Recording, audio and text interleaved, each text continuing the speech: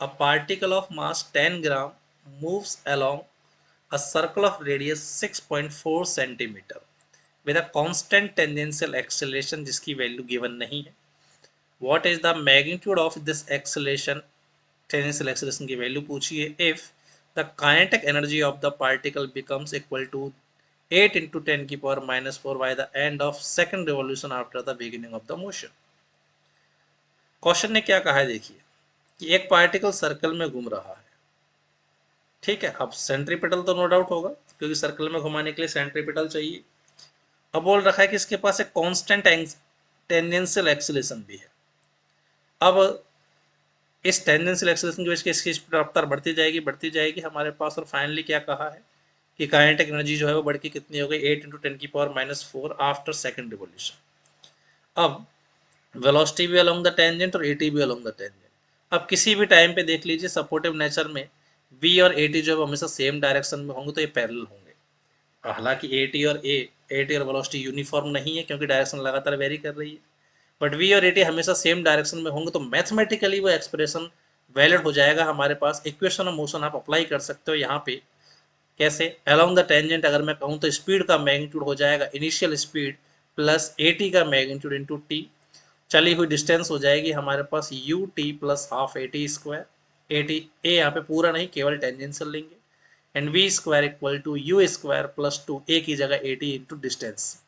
देखो हालांकि ये equation of motion vector form में होती है तो ये तब वैलिड होती है जब एक्सेलरेशन यूनिफॉर्म होता है. या एक्सेलरेशन यूनिफॉर्म नहीं है तो इसलिए रियलिटी में वैलिड नहीं है. बट मैथमेटिकली अगर मैं कहूँ तो हर जगह वी और ए टी सेम डायरेक्शन में रहेंगे तो मैथमेटिकली अगर तुम कैलकुलेट करोगे तो एक्सप्रेशन जो है यहाँ पे सेटिस्फाई हो सकते हैं. क्लियर है? तो मैथमेटिकली कैलकुलेशंस को सॉल्व करने के लिए मैं इनको काम में ले सकता हूँ. आंसर सेम ही आते हैं उससे भी. कंसेप्चुअली अगर देखा जाए तो इक्वेशन ऑफ मोशन ये यूनिफॉर्म के लिए ही वैलिड होती है. मैथमेटिकली आप इंटीग्रेशन करके भी डाटा निकालोगे तो यही आंसर आएंगे तो मैं सीधे इनको काम में ले सकता हूँ. फिर से कह रहा हूँ अलोंग द टेंजेंट लगेगा केवल. अब क्वेश्चन ने क्या कहा है कि 2 रिवॉल्यूशन घूमने के बाद स्पीड काइनेटिक एनर्जी इतनी हो गई. मैं स्पीड की फॉर्म में कर लेता हूँ. जब ये 2 रिवॉल्यूशन घूम जाएगा तो कितनी डिस्टेंस कवर कर जाएगा? एक में 4 पाई आर, दो में 8, एक में 2 पाई आर, दो में 4 पाई आर. तो डिस्टेंस कवर्ड अपन को पता लग गई 4 पाई आर. इनिशियली क्या कहा है? कुछ नहीं बोला तो इनिशियल वेलोसिटी को 0 मानना पड़ेगा अपन को. तो इनिशियली रेस्ट पे था 80 निकालना है. डी अपन को पता है फाइनली वी काइनेटिक एनर्जी से आ जाएगा. तो मैं कहूँगा वी स्क्वायर कितना रहा होगा u square plus two 80 into distance is 4 pi r. तो यहाँ से वी स्क्वायर की वैल्यू आ गई. अब काइनेटिक एनर्जी कितनी बोल रखी है? काइनेटिक एनर्जी हो जाएगी हाफ एम वी स्क्वायर. तो यहाँ पे हाफ एम वी की जगह यहाँ से बन जाएगा 880 पाई आर. ठीक है. अब ये काइनेटिक एनर्जी तुम्हें गिवन कर रखी है जो कि कितनी है 8 इंटू 10 की पावर माइनस 4 जूल. हाफ से ये बन जाएगा 480 into pi r into m. तो यहाँ से 80 की वैल्यू साफ साफ दिखाई दे रही है मेरे को. टेंजेंशियल एक्सेलरेशन का मैग्नीट्यूड आ जाएगा हमारे पास. सॉल्व कर लेता हूँ. 4 से ये जाएगा ट्वाइस तो 2 इंटू 10 की पावर माइनस 4 अपॉन में पाई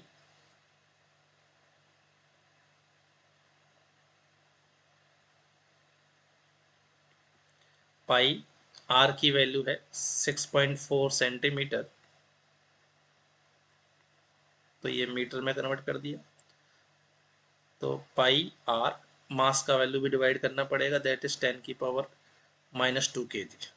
तो यहाँ से 80 निकालते हैं तो ये वैल्यू कितनी आ रही है हमारे पास 2 से ये जाएगा 11 टाइम्स. तो 7/11 इंटू 6.4 साथ में ऊपर जाएगा ये वैल्यू. तो 10 की पावर 4 से ये कैंसिल. इतना मीटर पर सेकंड स्क्वायर आ रहा है. फर्दर सॉल्व करते हैं इसे. तो 7/11/6.4. तो ये वैल्यू आ रही है हमारे पास 0.099 मीटर पर सेकंड स्क्वायर या मैं कह सकता हूँ 0.1 मीटर पर सेकंड स्क्वायर. इतना टेंजेंशियल एक्सेलरेशन रहा होगा. इसने केवल टेंजेंशियल पूछा है अपन से. क्लियर? तो 18 का करेक्ट आंसर क्या हो जाएगा? Option number 2.